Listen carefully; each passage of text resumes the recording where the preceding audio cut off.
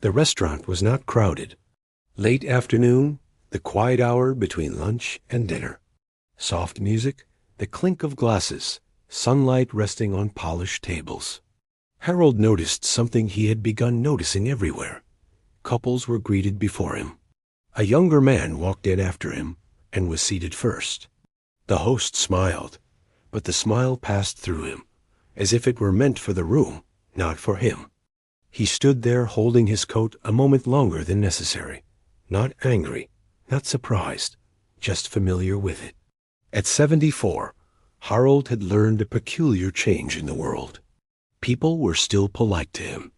They just didn't quite see him anymore. When the waiter finally approached, he didn't look at Harold. He looked at Harold's daughter. "What can I get for you?" His daughter gently turned. "He'll order first." The waiter paused, slightly embarrassed, and then looked at Harold properly for the first time. But Harold had already felt it, that small, quiet shrinking. Not disrespect exactly, something softer. A kind of social fading. He had once been a man people listened to.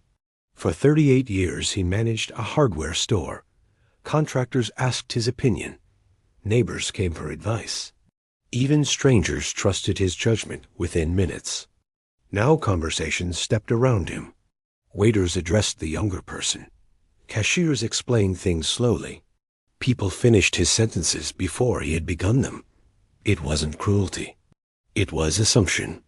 That evening he said very little during dinner. His daughter thought he was tired. But he was thinking about something specific. Not his age. His presence. A week later, Harold went to a small cafe alone. Nothing fancy. A place he had visited for years. He already knew what would happen. He would sit. Someone younger would arrive. The server would greet them first. And it did happen. The waitress passed him twice, menus in hand, and spoke first to a man who had entered after him. Harold didn't feel offended. He felt unnecessary. He stirred his coffee and watched the room. And for the first time, instead of watching other people, he watched himself. Not in a mirror, in behavior. He noticed something simple. He waited to be invited into attention. He sat slightly withdrawn, shoulders relaxed but inward, hands folded close, eyes down unless spoken to. He was being polite, considerate, non-demanding, but the world was reading something else. It was reading permission to overlook. The change he made afterward was almost invisible. The next morning, before leaving home, Harold stood in front of the hallway mirror, not adjusting his clothes, adjusting something smaller. He practiced lifting his chin just slightly. Not high, not proud, just level. He practiced making eye contact, not staring, not challenging, simply meeting someone's eyes and holding it a second longer than habit allowed. And he decided on one more thing. He would speak first when appropriate. Not loudly, not forcefully, simply first. That afternoon, he returned to the same restaurant where he had been overlooked.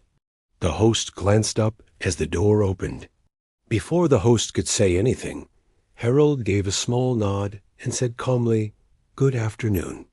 The host straightened almost immediately. "Good afternoon, sir. Table for one?" When the waiter approached, Harold looked up directly, not through him, not past him, and said, gently but clearly, "I'll have water, please. And I'll take a few minutes with the menu." Yes, of course. No looking around for someone else. No checking with another person at the table. Just a response. For the first time in months, the conversation began with him. During the meal, another change appeared. The waiter returned and asked, not the table, not the room. Harold felt something unfamiliar in recent years.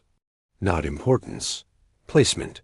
Over the next weeks, he practiced the same quiet adjustments everywhere. At the bank, he greeted the teller first. At the pharmacy, he made eye contact before handing over the prescription. At the barber, he spoke clearly and calmly before being asked, and reactions followed. Clerks became more attentive. Neighbors paused longer to talk.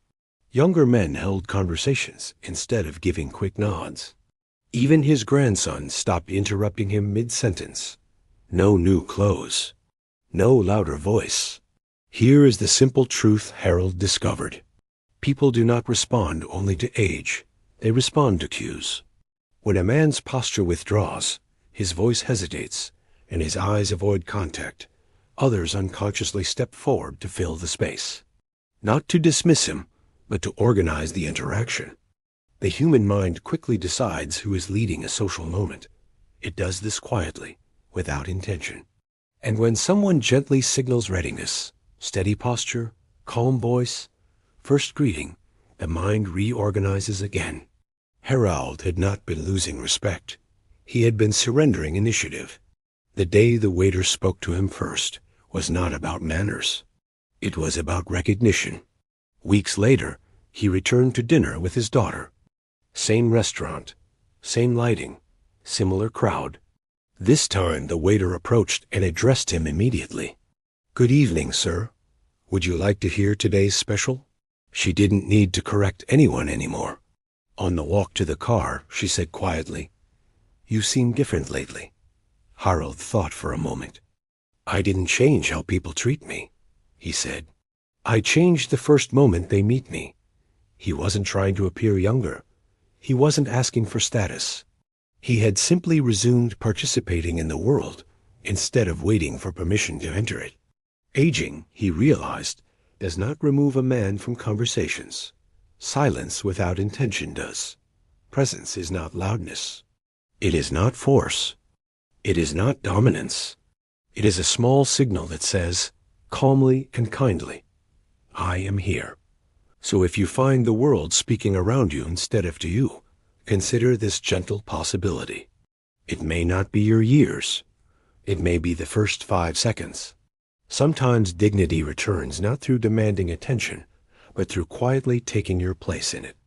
And if this reflection felt familiar to you, you may want to continue with the next story.